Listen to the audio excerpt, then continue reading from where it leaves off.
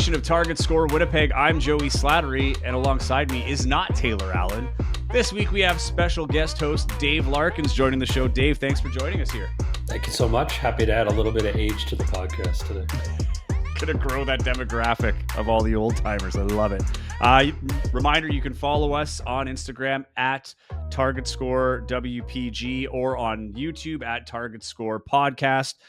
This is available, of course, in audio form and video form on YouTube as well as Spotify. I just recently found out. So if you have Spotify, you can catch the video portion of that there as well. But happy to have you aboard. It's been a busy week since the last time we were on.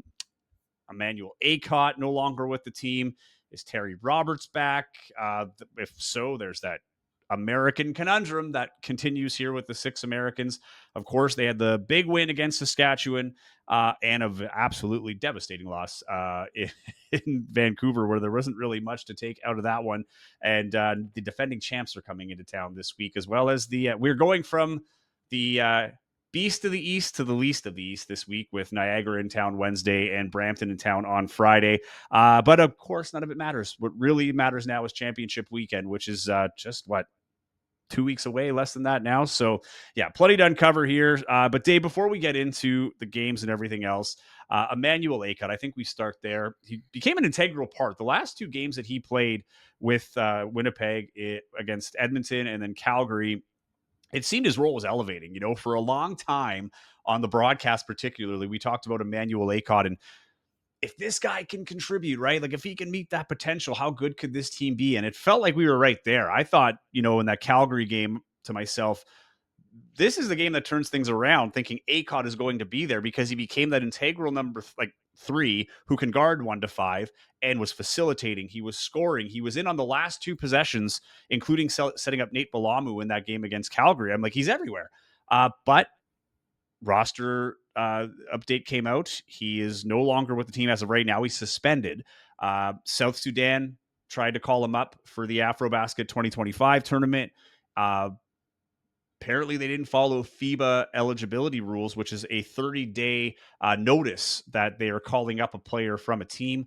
The Winnipeg CEBL disputing it. We've heard from Mike Taylor. I think it was Josh Frey-Sam from the Winnipeg Free Press who asked it post-game before they went out to Vancouver, the post-game against Saskatchewan. And Mike Taylor really made it sound like this is something that's, deeper than basketball at this point in terms of, just we can use them or we can't. This seems like it's something with the team. The team is disputing it formally. So we'll see what comes of that. But I'm going under the impression right now, Dave, that he's not on the team.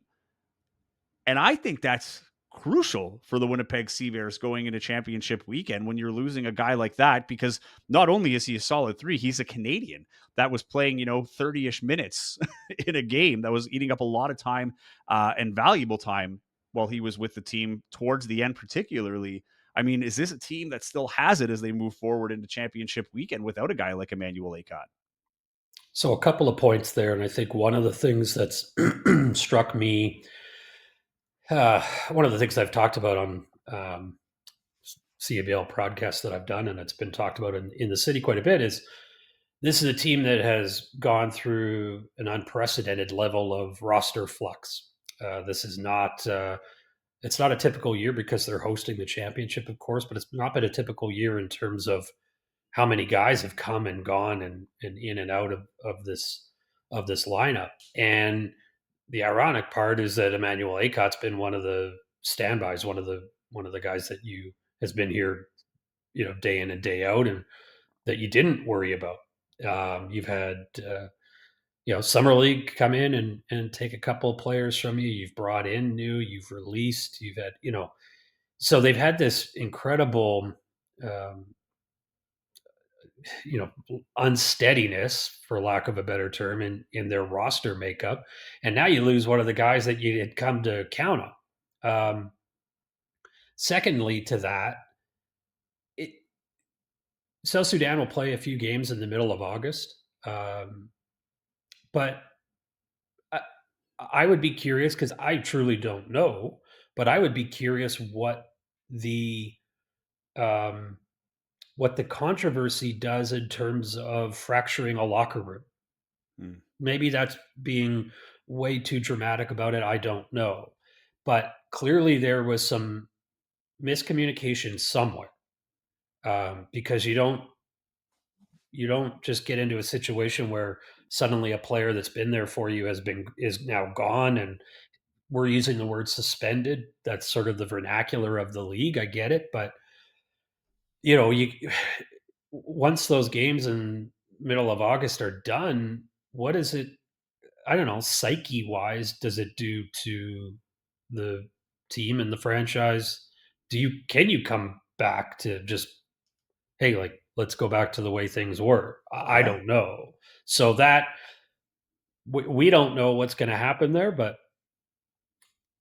it's hard to look at it and feel like it can bounce back and, okay, we'll hit the ground running again.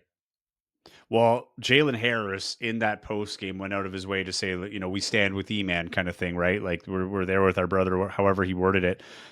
So, the team, at least one player, but, as we've learned, is a voice of the team, with voicing his support for E-Man. And I do believe it's a tough situation. I mean, a national team calling you up to, represent South Sudan. I mean, it's an honor for sure.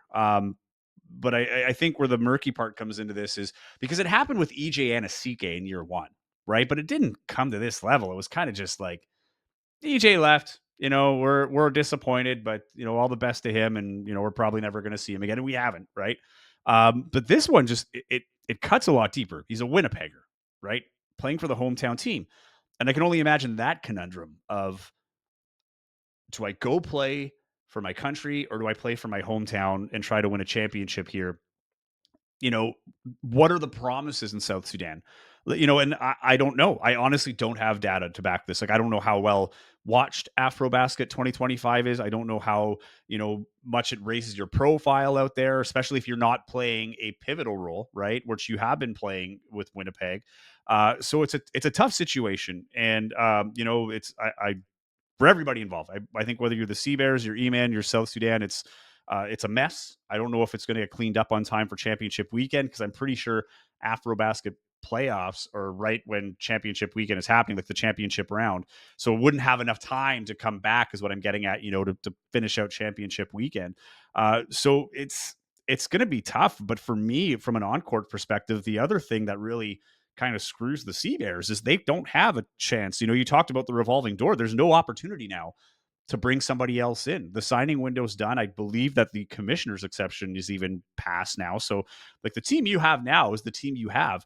And he was a very unique player. Like, you can make the argument, Dave, I think, that out of all the players there, he might have been among the least replaceable. And that's not to say that he's the best player on the team, but just what he was able to do, the spots he was able to fill. I mean, last year we saw him play everything from 1 through 5, right? Offensively and defensively, he's a guy that can guard. He can guard bigs down low. He can guard, a point guard off the top. Like, he's a very versatile player, and that's a guy that's going to be tough to replace. Nate Balamu got the start for the last 2 games, which is a great story this year.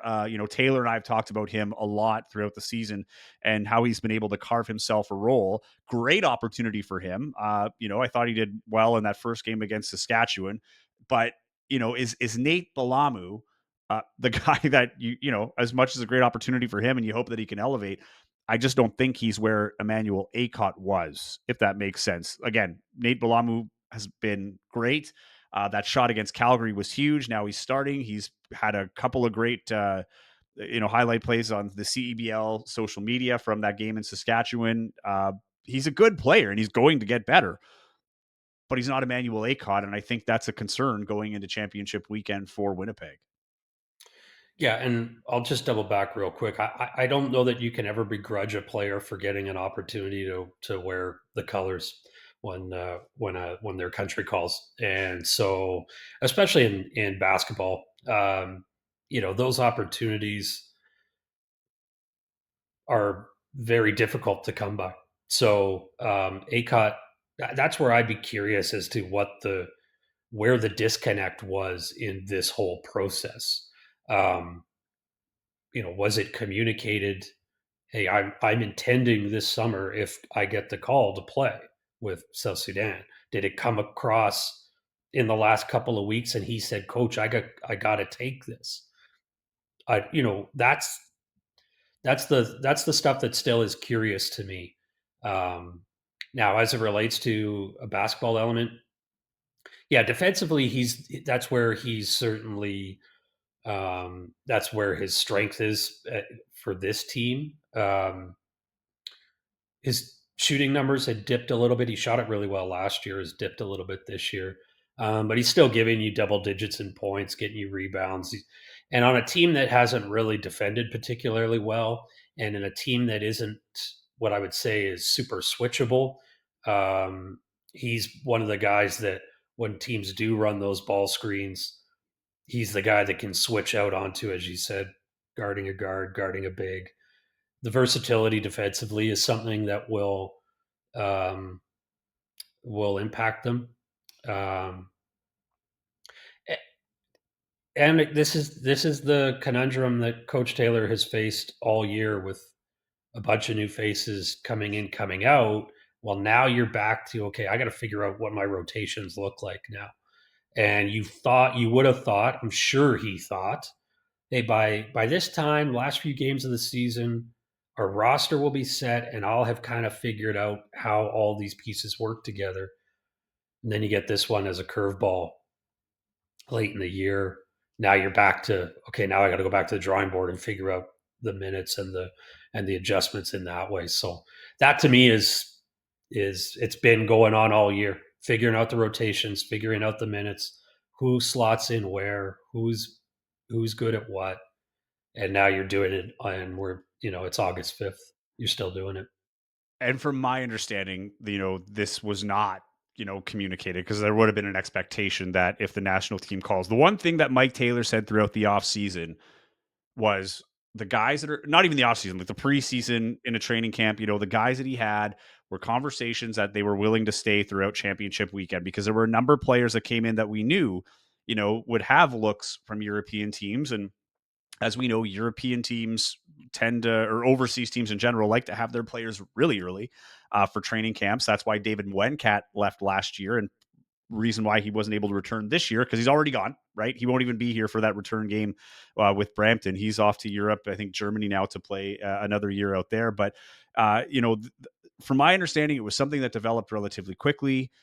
May not have been well communicated, and I think where the issue comes in is exactly what you say: is the conundrum of there's the honor there, but the expectation was he was going to stay. And had it been earlier communicated, I think it would have been a little bit less traumatic, if you will, or dramatic, yeah, just because it would have given the Sea Bears some time to figure out replacement options. But now they have to deal with what they have. They're depending on guys like Mo Kalu, Nate Balamu. Kalu had a few more minutes last game, which was nice to see to fill those voids. But it's going to be tough because now you have to, as you say, build that rotation and the chemistry within those rotations as well. So one thing I'll be curious about too is that Emmanuel Akot, being the homegrown guy that went off to the States and played collegiately and then came home, and like it or not, those are the guys that are always going to be the faces of your franchise, right? I mean, Posthumous obviously was. Filowich comes home. Those are the stories that you kind of hang your hat on as an organization here in Winnipeg. And with the close knit nature of the basketball community here in Winnipeg, I, from a franchise standpoint, I think It's you want to soften that, right? Because if it comes back that Manuel Akot, who knows? He could be back in uniform in 2 weeks' time. We don't. But if he's not here next year, yeah. well, then the voices from the basketball community are like, what's going on with the franchise, right? Because they've already kind of gotten a little bit of well, I mean, if you read the comments, you read the things on social media, which I advise you never to do, but if you do, um, you're starting to see the community get a little bit questioning and frustrated, and Antsy would be a yeah, good word. antsy is a great word. Yeah, the goodwill can wear off, and if one of your homegrown guys who has produced for you suddenly is, maybe not here in a year's time, then that PR wise can be a hit to the program. 100%. 100%. And the thing is too is I think that's that further frustration, right? Because from the CBear standpoint is now like I imagine the purview of them is like now you put us in this situation, right? Like you're trying to make the organizational call. And I think back, I know this it's not really it's very much apples to oranges in the comparison, but handling the player leaving, right? There's a lot of like similarities in terms of the emotion behind the like Teddy Allen is what I'm getting at, right? When he left and the emotion behind it and how people were really upset and everything else. And, there's still calls for Teddy Allen. Gosh, when they said there might be a chance that Teddy Allen comes back, like, people were going nuts, like, no way or whatever. But, the fact that there was the chance that he might come back, people were kind of excited. But that's the other part now is like now you have the community aspect of this that didn't exist with Teddy Allen and doesn't exist with most players because you're right. This is a player that has come up like through the system. But I will say, like on the social media, there have also been basketball people kind of backing up the Sea Bears in the sense that, like, regardless of what you think of the people involved, like you take the drama out of the personalities, right? If South Sudan just did the right thing in terms of following the eligibility and giving the 30 days notice, they wouldn't have a leg to stand on in terms of, the dispute and everything else. But I think that's where another issue comes in too, is like we're talking about Emmanuel Akot and the Sea Bears, but part of this does fall on like South Sudan basketball in the timing of this and not being clear with their intentions for a very good player. And I think that's where, like, you're right, because the goodwill can wear off. I think the Sea Bears are very active within the community. I don't think here's the thing. I think people will be a little upset about it. Maybe they'll have their opinions about mistreatment, but basketball has gotten better since the Sea Bears have arrived. I don't think, basketball programs across the city be like, I'm out, like this, you mistreated this one player. And you got to think too, I imagine within a year or two, Simon Hildebrandt's back once he's done his collegiate career. Like, there's Winnipeggers that are going to be coming through and coming up that I think you'll always see a couple of Winnipeggers here and there. This one is just tough. It was unexpected. And I think that's the other part. No one saw it coming. So therefore, we're all kind of just, what's going on, man? Emmanuel Akot didn't seem like a guy that gave any kind of trouble within the team, right? He seemed pretty like even keeled, low key. And now suddenly he's become the lightning rod of adversity for this team. So I think everybody's just kind of figuring out a little bit of overreaction. I'd like to see how it's settled.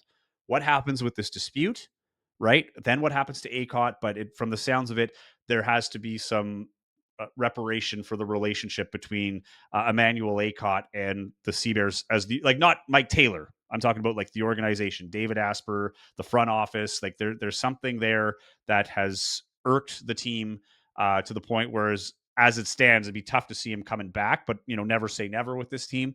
But I think there's going to be some reparation that has to happen for the relationship in order for him to be back here as a Sea Bear. Yeah, and on one final thing, if I may, just the way it was spun by the team, I think put him at the center of it Yeah. in terms of, hey, don't blame us. This we're suspending him, right? And again, that's the parlance of the league. There are you have a suspended list. Sometimes that's just due to how guys coming back and um, it's not it's a strong word for something that isn't always that big a deal, Yeah. but that's the word. And I think the way that they released it, the way they spun it, put him at the in the crosshairs of it, and makes him out to be if it really was South Sudan that, hey, you guys bumbled this, then I think you should be putting the onus more on them than your own guy. Yeah, and the other thing too, there's been no statement from Emmanuel Akot or his agent, right? There's been nothing. So, I mean, when Teddy went, there's statements coming from his agent and things like that, right? There was a bit of a dispute there, but right now we haven't heard anything. It's a developing story, and hopefully by the time we're back next week, we've got some answers on that. But it's unfortunate at the end of the day. I feel bad for Emmanuel Akot, who's trying to go out follow his dream. It's a tough spot for the Sea Bears, and because of his Winnipeg connections and roots, it just makes it that much more difficult. But we'll wait and see how this all pans out. Terry Roberts back. I don't know, right? This has been an issue now with Terry Roberts. He has not reported back since he was at Summer League with the Brooklyn Nets. It's initially we were under the impression with the addition of Jaron Cumberland that he was going to be cut. Then the deadline came and went, and he's still on the list. He remained suspended. while the Sea Bears were on the road, he arrived in Winnipeg. So missing another game, but appears to be back in Winnipeg. So I'm under the impression he's coming back. I think that was part of the plan. Was since they've been able to have conversations. I think the plan is to have Terry Roberts back. I don't know if someone else leaves, but I imagine that might be a factor as well, as someone leaving where they can use him again. But if he's not, Dave, Terry Roberts back gives you 6 Americans. There have been 8 Americans on this roster so far this year. Solomon Young was released and went back to the U.S. Tevian Jones was released, but he went over to Saskatchewan, right? A guy who wanted to stay here for the season and is showing that, but finishing it out with Saskatchewan where there's no playoffs on the line there. But you still have 6. Only 4 can be dressed on a game day 12-man roster. So you went from having one tough conversation for a healthy scratch simply because you're American to now 2. It's like a weird good problem to have because all the Americans that they have right now are very, very good. But Terry Roberts and Will Richardson to me seem one and the same. Sure, maybe you can play them together and kind of have that dual, even with Jalen Harris, where you've got multiple ball handlers on the floor. But at the end of the day, it's going to take a spot away from somebody else. Roberts hasn't been here for a while. What do you think of the move if he is back? The first thing I always think about with these types of things is the on-court thing and the sharing the ball. Again, that comes down to coach having to figure out how do we put all these pieces. You and I were talking off air, and I said they got a lot of guys that could score the ball. So offensively, that really shouldn't be their problem. They have shown signs of it being a major problem. I think that, they don't shoot it particularly well, and it feels like they got a lot of guys that offensively are gifted. So that's my first thing is, okay, well, how does this all fit together? How do these all mesh together? Will's been a great player. I've really liked him. He, when he came in, again, when you any given year you're bringing in new faces and you don't necessarily know what they're gonna bring to the table. He's been a nice player, and I think he, in my observations of him, is again offensively gifted, but work ethic, work level is very high. It seems, at least in terms of in game. One of the guys that gets after it a bit on defense, has those hustle plays, does a lot of different good things for you. He's one guy that, I mean, if you were to say, hey, let's build a franchise around what we have, to me, he's one of the first few guys that you're mentioning if I'm building it. Yeah, and I'm not going to sit here and do the cuts and figure out what the game day roster looks like. I think you got to roll with what you got right now. It's an August 5th. You're right. How are you going to keep upsetting the apple cart? You got to, at some point, you got to go, like, who's my 8, right? Who's my 8 or 9? Because you're not going 12 deep. Shouldn't be. So you've got to figure out who's the big 8 and just roll with it, because I don't know. Coach maybe has a much different perspective on this than I do, and he knows more about basketball than I'll ever know. But for me, you're talking about 2 weeks left, and you've got to make sure that you play your best couple of games. Like I was talking about peaking at the right point. We'll go into it a little bit later in the podcast, but the peaking is yet to begin. And so I don't think you can mess with, I don't know, how much longer can you tinker, I guess is the question I have. Well, for me, earlier you brought up with the Emmanuel Akot thing, the locker room, right? And how these things affect, and even with Terry Roberts, like coming back, that locker room chemistry, like there's a whole other storyline here. There's 6 players that are in a whole different predicament from the rest of the team, right? There's that internal competition and is it a competition? Like, are they really competing for it?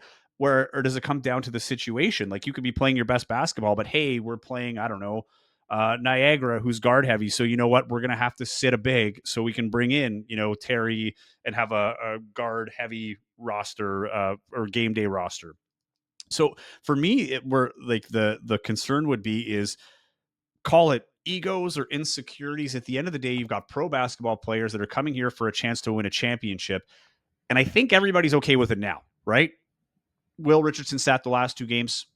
He had to rest his groin anyway, right? I think under any other circumstance, that guy's playing, but it's an easy out to give Jaron Cumberland. You have to play 3 games before you're playoff eligible. Now he's got that under his belt, right? So you're opening up your options. But for me, it's when it comes down to the game, what is it, August 22nd, the conference final. And you have to go to a player and say, listen, thanks for the ride, especially if it's someone like a Jalen Williams who's been here from the start.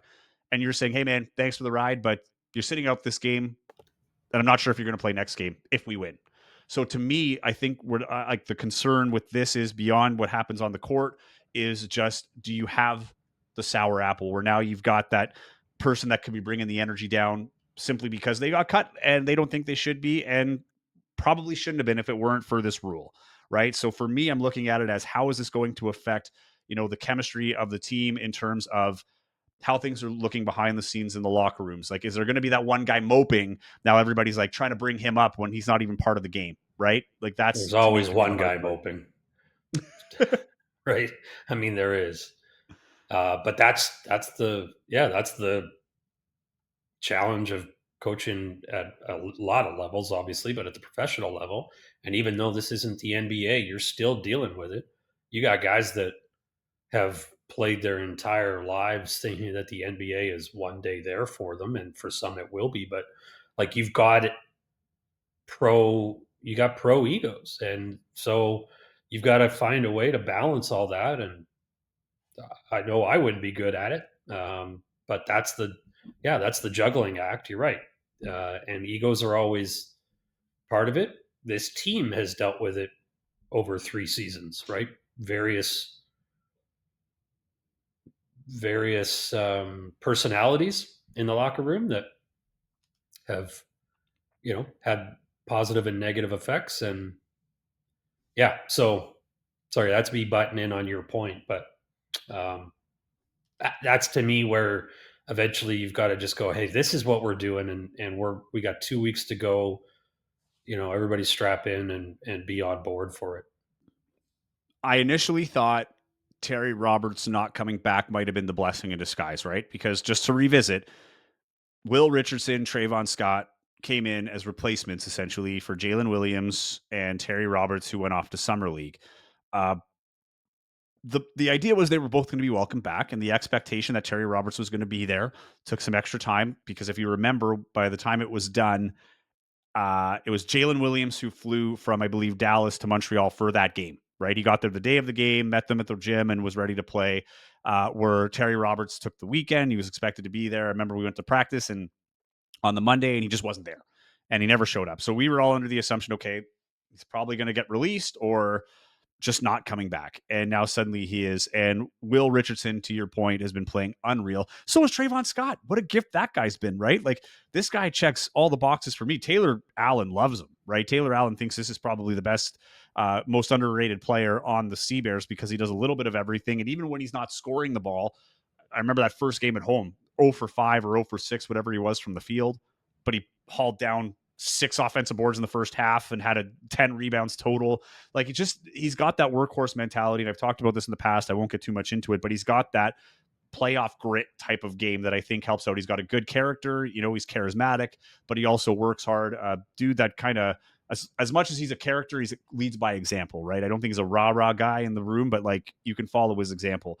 So it's going to be interesting. I think essentially what Mike Taylor has to figure out is what do you need come that conference final? Who is my opponent? Is it Edmonton? Is it Calgary? Is it Vancouver? Because those are the 3 that it's going to be. And then you're going to look at it. What do I need more of in this case? Do I need the depth at guard? Do I need the depth at forward? Right. So basically, am I sitting a Jalen Williams out with,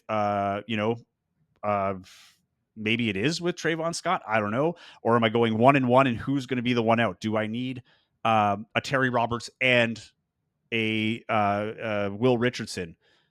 Do I sit out Jalen Harris? Probably not. Jalen Harris, I don't see being sat out. I don't see like out of all the Americans, I think he's probably the most safe. I wouldn't have thought Will Richardson got sat out, but now that you've got Terry Roberts, I guess it comes down to gut check time at that point. But basically, the figuring out here is what if I come down to a dire situation in late in the game, who do I want on the floor based on my opponent? And I think that's going to be the key for these next few games for Winnipeg, not only with the Americans, everybody in general, but the Americans particularly, because you have to scratch someone who would not normally be scratched if it weren't for the Canadian rule. My question is, are we certain that Terry Roberts is better than Will Richardson? I no. Nope. No. But I don't know how much better Will Richardson is than Terry Roberts. Like it seemed like it just kind of like the point guard position awkward or weirdly enough, like despite losing a great point guard, never really fizzled as you went into the Will Richardson era. He sat a couple of games now too, right? Like my understanding is it was the groin, but he probably would have played. But if it is something more, and Terry Roberts is rested after a couple of weeks from summer league, maybe there's the advantage there, right? Like that's the other part too, is who's going to be the most prepared to play.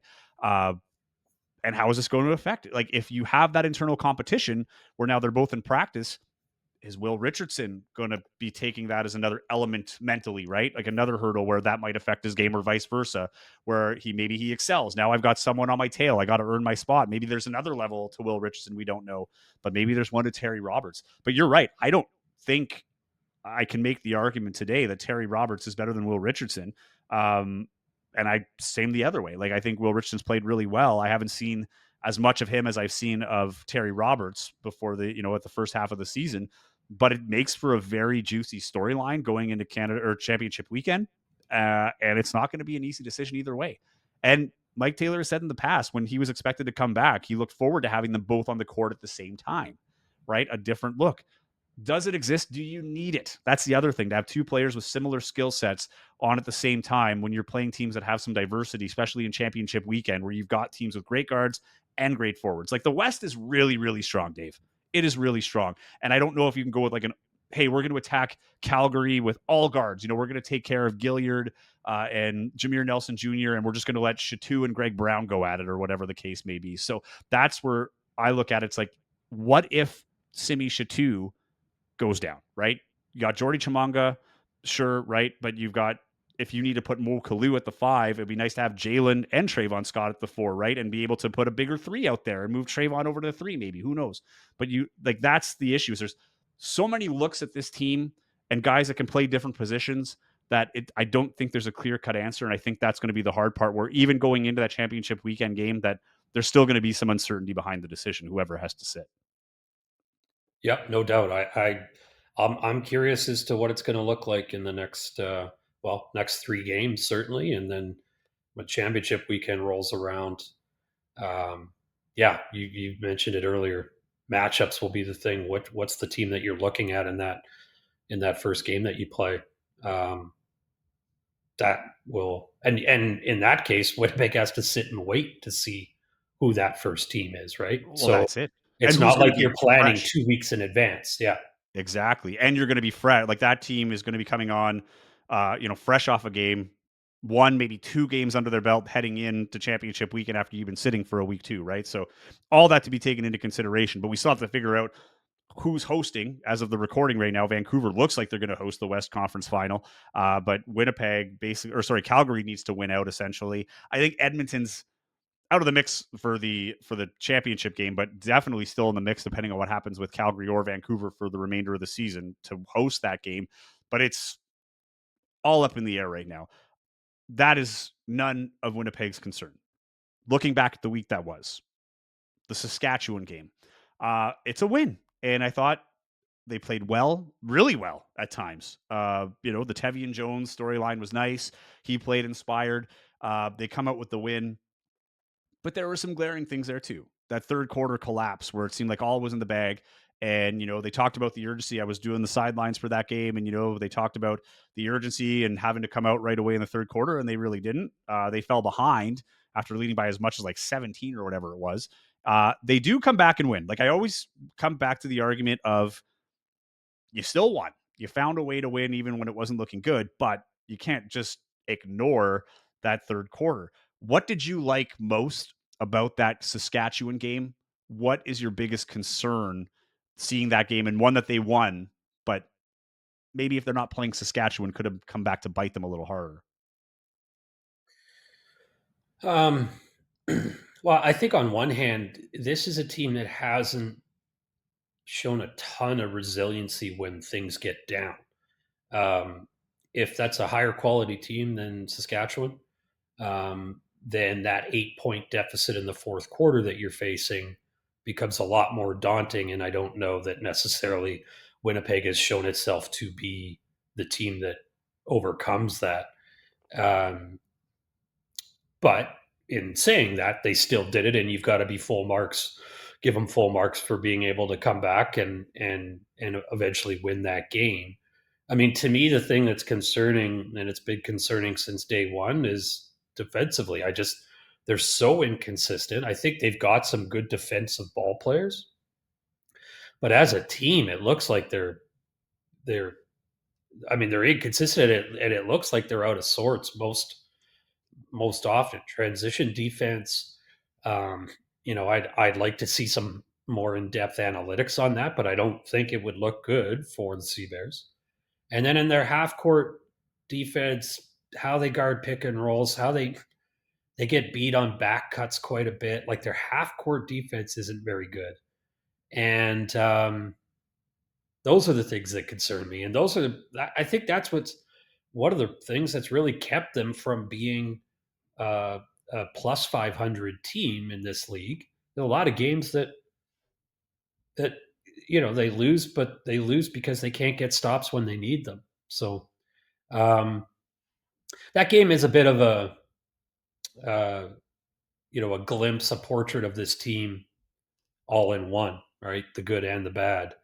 And yeah, you take the win, you move on, and then of course what happens? A couple days later was really ugly. So yeah, it's the inconsistency for me that's concerning.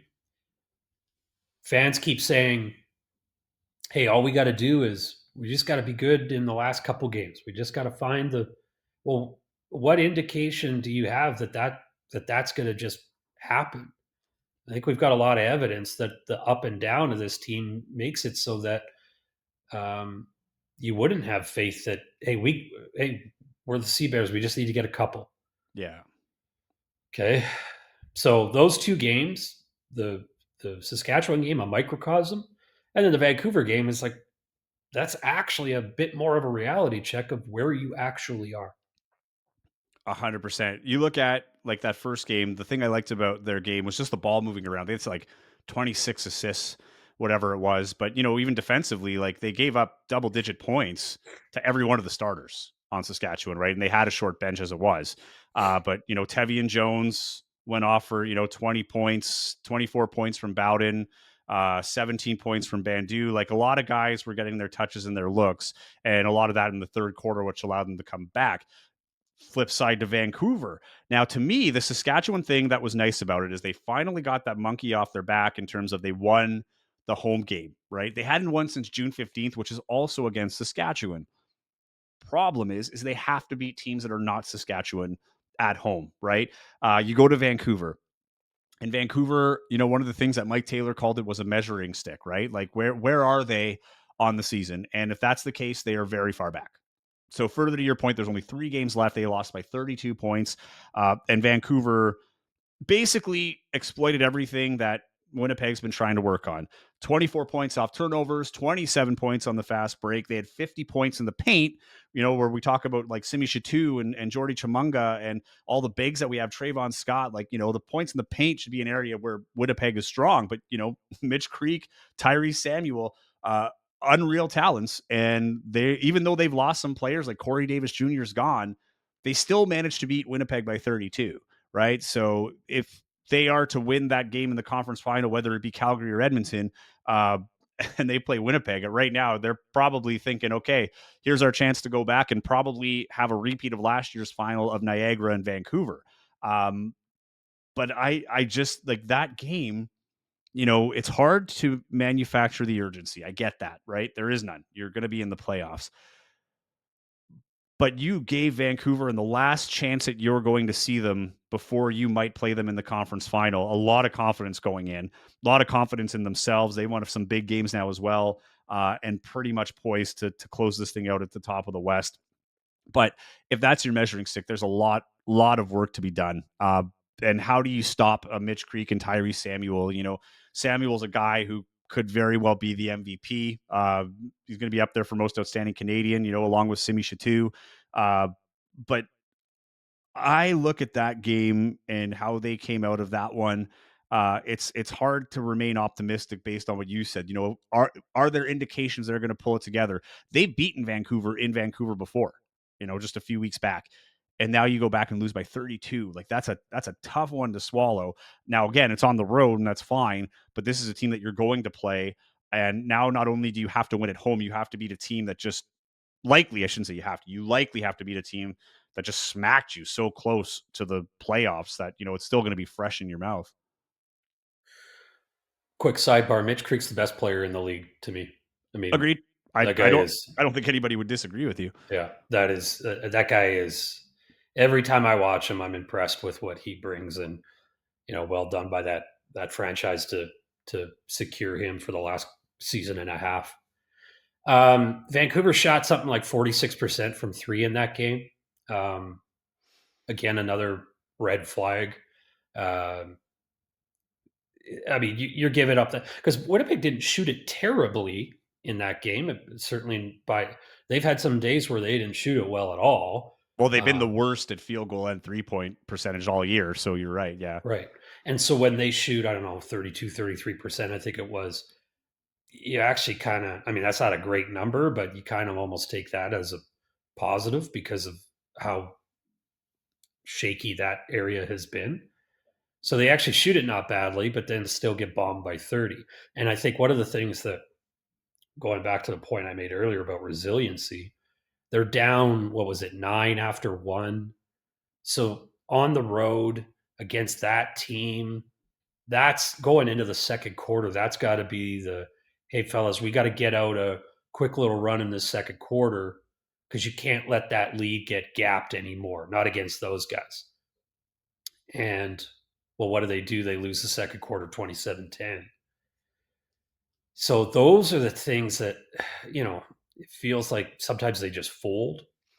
And yeah, that's an abstract term overall. I mean, it's not like guys just stopped playing. It's not like guys gave up, but the the reality is what you see on the court is you're down 9 and instead of bouncing back, the result is a 27-10 and then you're down by 30 something or 20 something at half and for all intents and purposes that game is over at that point. Yeah.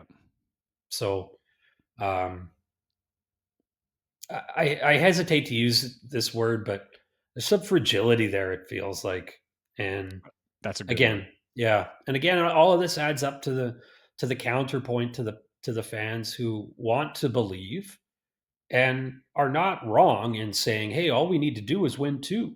We Yeah. just got to get one and then get the next one." You're right, absolutely. But those are the things that those things keep popping up that make me question whether or not that's a feasible belief to have.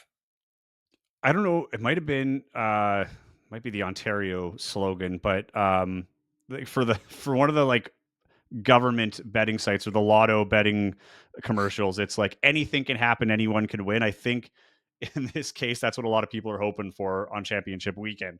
Anything can happen, anyone can win. But like looking at the sample that we've had in the last, 5 games, we're seeing a lot of inconsistency and even the followed up back-to-back wins. Right. They finally got back to back wins. They finally won at home. But again, it's against a team that's not playing for anything as good as the game was. Like basically they're playing for their tape and Tevian Jones trying to, stick it to his old team a little bit, and to his credit, a great third quarter.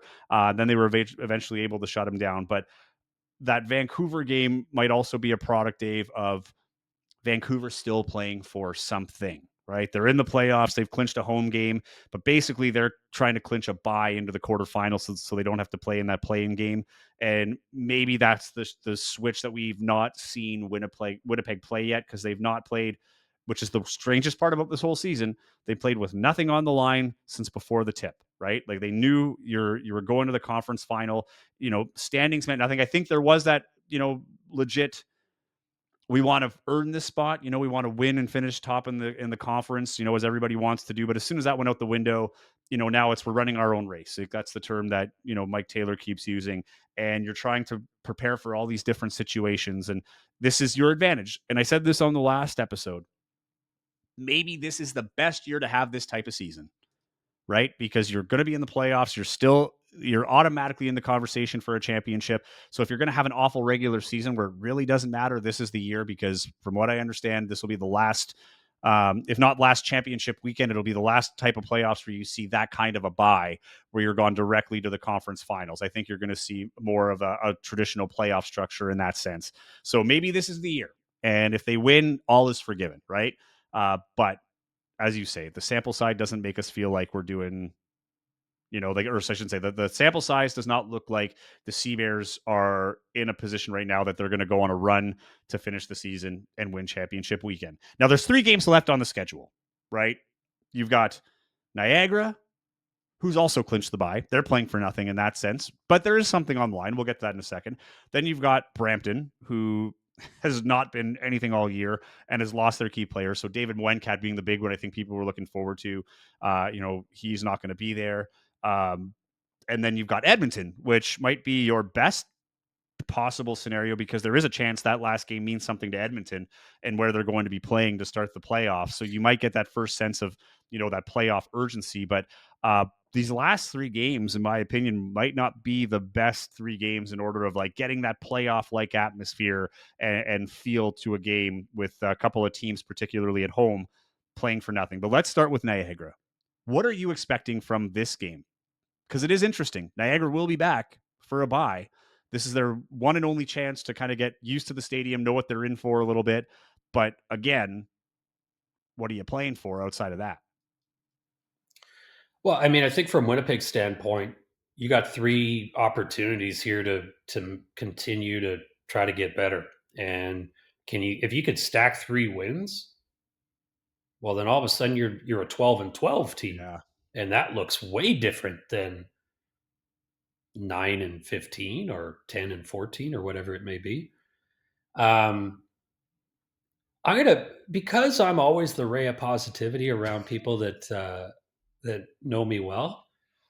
Sunshine, as they call you. I'm gonna put a little caveat on the last stretch of basketball for the Sea Bears. The Vancouver game, because it's recency bias, you could point out, hey, they got bombed and they weren't competitive. And I think we've touched on that enough. Close loss to Calgary, go on the road, beat Montreal handily. The loss at home to Edmonton, on where they gave up a late run. If you want to be, glasses half full, half empty, half full says they were winning that game and should have won that game. And, that's the half empty says, yeah, but they blew it. Then a Calgary win, then the Sask win, and we talked about Vancouver. So in the last 5 or 6 games, there's been some results there that if you really wanted to become a believer, then you could say, well, actually the rise in the stock is not, or the behavior of the stock is not as flat or declining as maybe we've led on to believe. There's still those concerns. Yeah. So you go to the final 3. Yeah, I mean, I think you're using this as an opportunity to figure out what the rotations are and what the combos are that work for you. And again, I think you have to, you probably should have it by now, but like, again, who's your big 8 or 9 that we have to roll with these guys? So from Winnipeg's standpoint, I think that's what you're doing. Niagara, I mean, you're a team that wants to. It's the opposite, right? In terms of Winnipeg, hey, if we could stack 3 games together here, 3 solid games together going into the championship week, we could start feeling good about ourselves. And then the opposite from Niagara is, well, we certainly don't want to be going into the playoffs on a decline, which I don't Yeah. anticipate. So yeah, I mean, it you would maybe in some ways somebody might call it a trap game for Niagara. I think it's more of a, hey, we got to keep this foot, keep the foot on the pedal kind of thing, to use that cliche. Yeah. And yeah, you want to make sure that going into your final stretch that you're gearing up to, hey, well, we're back here in Winnipeg, we're at the top of our game. Niagara's almost like the polar opposite of what Winnipeg's gone through, right? They've had consistency in the roster for a couple of years now. Then they had Ahmed Hill from Montreal, who's been a fantastic addition with a lesser role there. So I think, what he's been providing has been great. Um, Khalil Ahmad, who, is always in the MVP discussion, for the past few years with the CEBL. They're fresh off their championship. This is a team that's never missed the playoffs ever in the entire, existence of the CEBL. They're not banking too much on this game, I don't think. Now, where I do find this game to be interesting, though, is how the coaches approach this, right? Is Vic Razzo going to look at this? Okay, this is a potential opponent, right? Because you look at the East, if Niagara loses that conference final, it will be, much like really, I think on the West side, maybe less so on the West side, but like everybody's expecting Niagara to come out of the East. They've been dominant in the East. It's Ottawa and Scarborough that are battling out for that second spot. Montreal is in the playoffs. Do they do anything? We'll have to wait and see. But I think they're looking at it as like, okay, we got to get through that first game. And if Winnipeg happens to come out, we're going to have at least, we'll have the experience of playing the roster that they had in the championship game, right? So you're not dealing with the changes and the turnover that you do normally. I think it's not going to be like a game of chess, but I think you're collecting your pieces, right? Getting the guys used to the atmosphere. It's a lot different from anywhere that they play throughout the season at Canada Life Center. Getting used to the facilities, maybe finding the place that you're going to eat. Like, I think there's going to be a lot to Niagara that doesn't really show up on the court as much in this game. But I think this is also a time to give looks for your guys that, okay, if Ahmed Hill and, Khalil Ahmad are in foul trouble or fouled out by target time, you can look at guys that, how are they going to respond in this situation? Winnipeg, same deal. I still think you're taking out the information, right? Which they were doing against Vancouver and Calgary and Edmonton, of just like, when we play them, what are we looking out for? A little bit of scouting on that. But overall, I mean, let's be honest. I'm most excited about WPW coming back for halftime. I'm even wearing my little WPW shirt, right? So I think worst case scenario, there is going to be some intensity and some fighting in there, at least at halftime, if nothing else. But I think this game is, you're playing the defending champs. It's your chance to build chemistry yourselves and like, as you say, build that momentum. The Brampton game could also be a trap game for Winnipeg. It's your last game of the year. You're hoping that the emotion is, we want to give the fans one last, win to send out the regular season. But, you're playing against guys that, are going to be stepping up in the lineup, probably haven't had the minutes that they've had. They're just trying to finish out the season and get out of Dodge if you're Brampton. And then you go to Edmonton. And I think that's the big one. To me, we won't touch on the Brampton game. I don't think there's much to touch on other than the fact that it'll be the Battle of the Aspers. With David Asper's brother Leonard owning the Brampton Patchers. But, that's just a fun story. I don't think it has any impact on the game. But that Edmonton game, I do think carries some weight, more so if that last spot isn't determined. If Calgary, loses a couple or whatever the case may be, you're going into the final day of the regular season. If Edmonton's playing for that home advantage, that might be that spark and that game that you want if you're the Sea Bears and Mike Taylor, to kind of get that, playoff feel one last time, because then you got to carry that through a week of practice and try to emulate that in practice so that you're ready for that first game on the 22nd. And I'll say one more thing again, perpetually living with rose-colored glasses on. 9 wins this season, 9 wins last season. Granted, of course, the schedule now longer than it was in previous years. But had the season ended with that Saskatchewan win, as it would have in 2024, they would have had an identical record to last year. So I'll ask you, out of a 24 game season, what would have been the number that you would have thought would be acceptable for Winnipeg fans to aspire to in terms of a win total for 2025?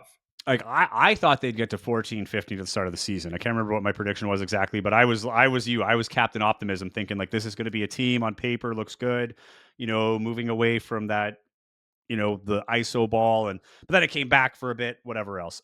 I think 500 is good. I like honestly like in the division that you're playing in, hosting, the championship week and having the turnover you did. If you finish 500, as you said, I think that's a lot better.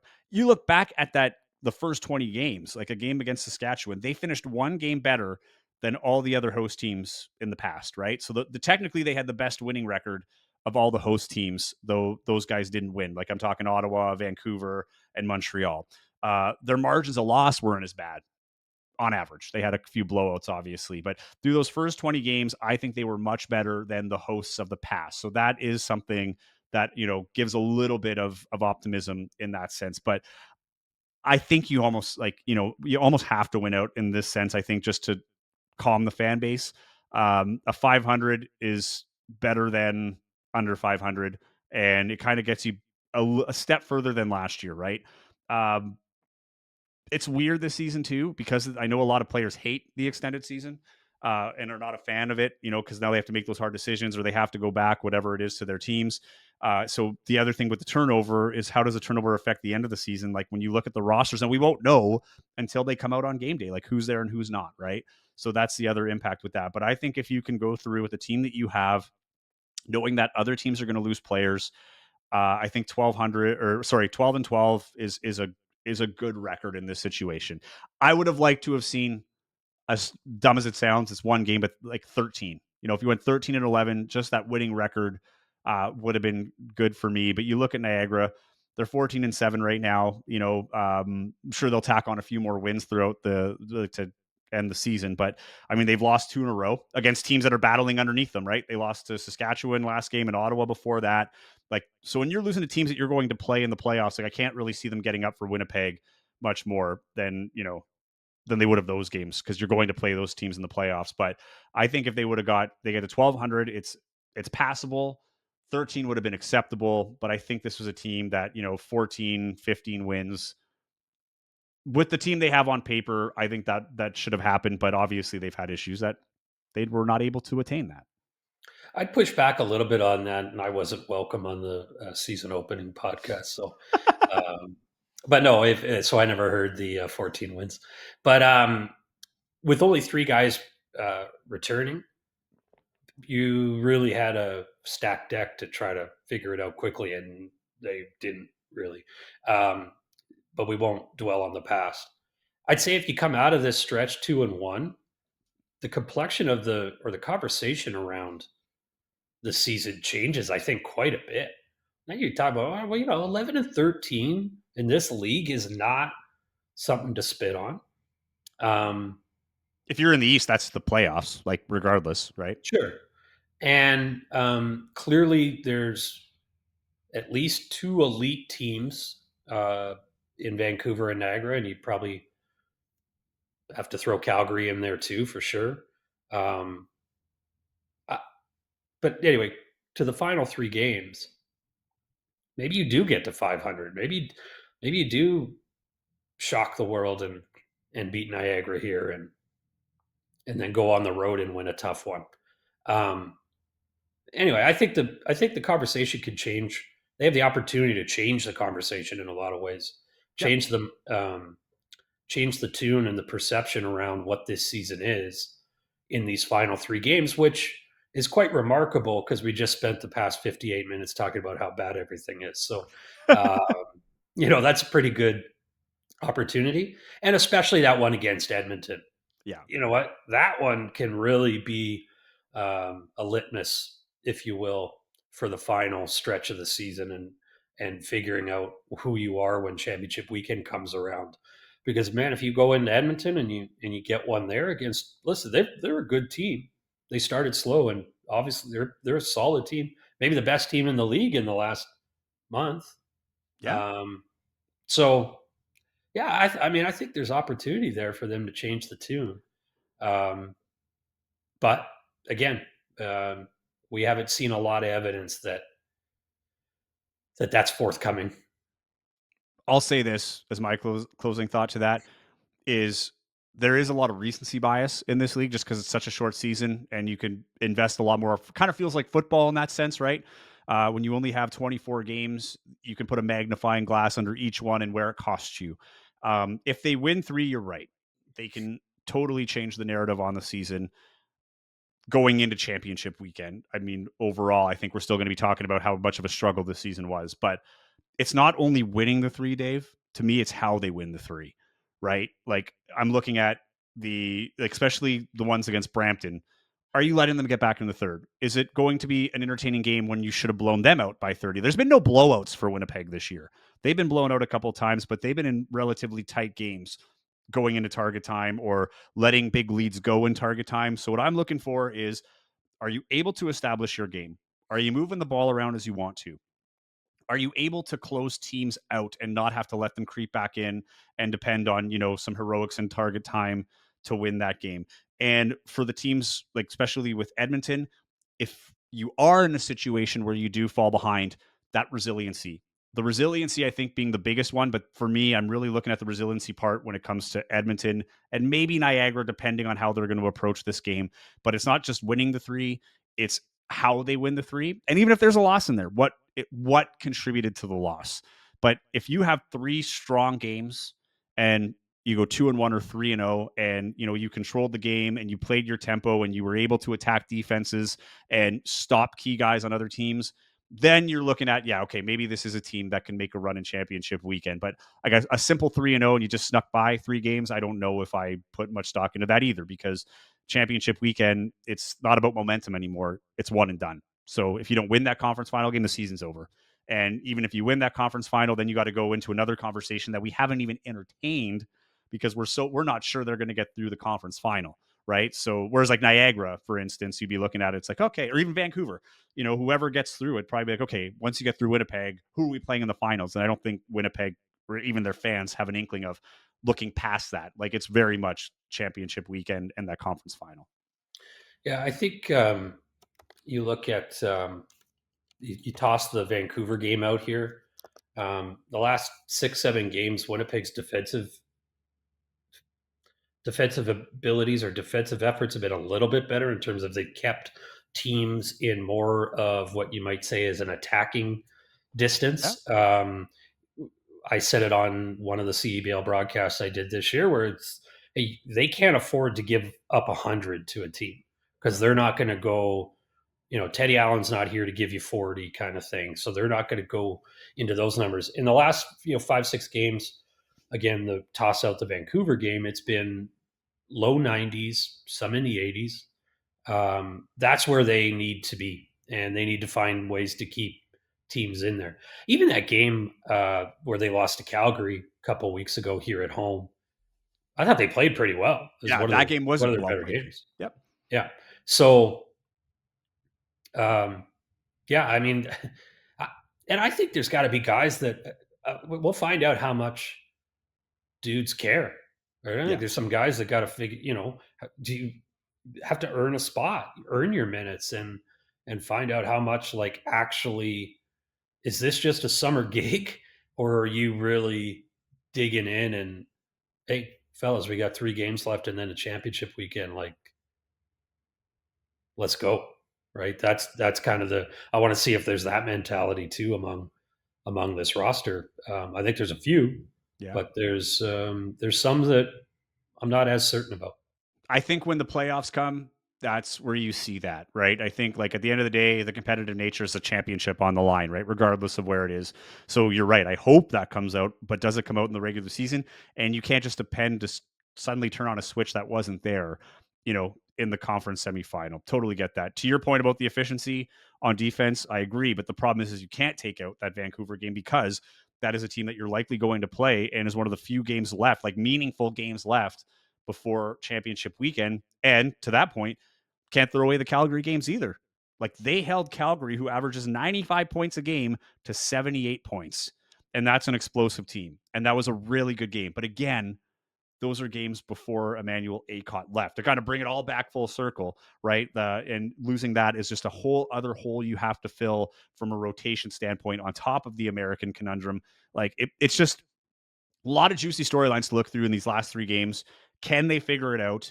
And, or is this are we talking about this in the postseason recap of like, oh, well, we were wrong. They had an up and down season and they absolutely, smashed in the championship weekend. And, we got our first championship, whatever, here in Winnipeg, and we'll see. But it's going to be interesting. 3 games left. Wednesday, 7:00, they play Niagara. Friday, 7:30, they play Brampton. That one is the national game on TSN. And then they'll finish off the season Sunday against Edmonton. And just to double check the time on that one, it is a 5 p.m. start. Okay, so early evening start on that one, and the playoffs start next week, August 14th and 16th. So 14th will be the play-in games, 16th will be the quarterfinals, and August 22nd is when championship weekend gets underway here in Winnipeg. That's all the time we have. Dave, thank you so much for taking the time here to join us on the show and giving us your insight. We'll certainly have you back. Always love having you on. Yeah, man. Thanks again. Always appreciate the opportunity and enjoy talking about all this stuff. And yeah, thankful for the chance. All right. We'll have you on again. Remember, you can follow us at Target Score WPG on Instagram, at Target Score Podcast on YouTube. And of course, you can get this anywhere you get your podcast, Spotify, Apple Podcasts, whatever. They're all there.